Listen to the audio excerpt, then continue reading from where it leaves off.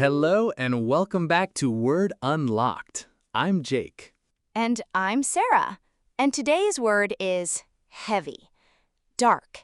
It lives in your stomach before something bad or something you believe will be bad arrives. You know the feeling. Everyone does. Yes, it is not quite fear. It is the anticipation of fear, the wait before the moment. That specific feeling has a very specific name. Sarah, the word. Dread. No enthusiasm from Sarah today. Very appropriate. Dread. Let's learn it. Dread means a deep, heavy anxiety about something coming, something you know is approaching, something you cannot avoid, and the anticipation of it is almost worse than the thing itself. That anticipation, that is dread. It is heavier than worry, more specific than anxiety. Dread is directed at one thing coming closer, and you can feel it getting closer. That weight, dread. Now, the chunks. Chunk 1. Dread doing something. You know the task is coming, and just thinking about it creates a physical reaction, a tightening, a heaviness. You dread doing it. For example, I absolutely dread making cold calls. Every time the task appears on the schedule, the dread arrives first, before the task, before the call. The dread comes first. Dread doing something is very useful for describing procrastination because often the thing we put off, it is not the task itself we avoid. It is the dread attached to it. We avoid the feeling as much as the thing. And often, when you finally do the dreaded thing, it is not as bad as the dread suggested. The dread is almost always bigger than the reality. Chunk 2. A sense of dread, or a feeling of dread. The noun form. Not directed at one specific thing, more atmospheric. A general heaviness. Something bad is coming. You can feel it, but you cannot always name it exactly. For example, a sense of dread settled over the team when the unscheduled meeting was announced. Nobody knew why. Nobody knew what was coming, but the uncertainty, combined with the unexpected, created a collective sense of dread. A sense of dread is very powerful in storytelling. It creates atmosphere, suspense. The reader or listener feels the weight before anything has even happened. The dread does the work before the event arrives. Chunk 3. Dread the thought of something. Even imagining the thing, just the idea of it creates dread. You haven't encountered it, it hasn't happened, but the thought alone is enough. For example, I dread the thought of starting over from zero. The starting over hasn't happened. It might never happen. But the thought of it, heavy, uncomfortable. You dread even the idea. Dread the thought of it. Dread the thought of something is very expressive because it shows this isn't just a preference. This is a visceral reaction to a thought before the reality even exists.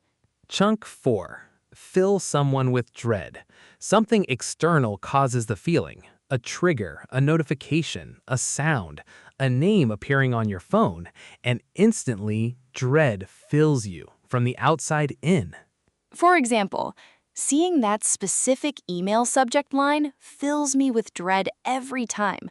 Something about that line, before you even open the email, creates the heavy feeling. You are filled with dread immediately by one trigger. Fill someone with dread is very physical as a phrase. You are filled like a container. The dread enters from the outside and occupies the space inside you. That is exactly how it feels. And chunk 5. The dreaded something, an adjective. You describe a famously feared thing, something everyone knows is unpleasant, universally. The dreaded dentist, the dreaded Monday morning meeting, the dreaded performance review. Amusingly, and now the dreaded question in every job interview. Where do you see yourself in 5 years? You know it's coming. Everyone knows it's coming. It arrives anyway. The dreaded question. The dreaded question, every single interview. Without fail. The dreaded something adds a layer of dark humor. It acknowledges we all know this is unpleasant. We all feel the same way about it. Naming it as dreaded creates a shared commiseration. We are in this together. Two stories. Mine first. About a sense of dread. A few years ago, I was working at a company where things had been unsettled for a while. Rumors, small signs, nothing confirmed, but something felt off. One Thursday afternoon, an email arrived. All staff, mandatory meeting tomorrow morning, 9 a.m. No agenda, no context, just be there. The sense of dread that filled the office in the next 24 hours was almost physical. Nobody said much, but you could feel it. In the quiet conversations, in the way people looked at their screens. A collective, unspoken sense of dread. What was the meeting? Redundancies. A third of the team. The dread had been right, which somehow made it worse, that the feeling had known before the words confirmed it. A sense of dread as information. Sometimes the feeling knows before the mind does. Yes, and I learned when a collective sense of dread fills a room, take it seriously. It is usually picking up on something real. My story is about the dreaded something. Specifically, the dreaded performance review. Early in my career, performance reviews filled me with dread. Weeks before, the uncertainty, the waiting, not knowing what had been noticed, what hadn't, what the conversation would bring. The dreaded review.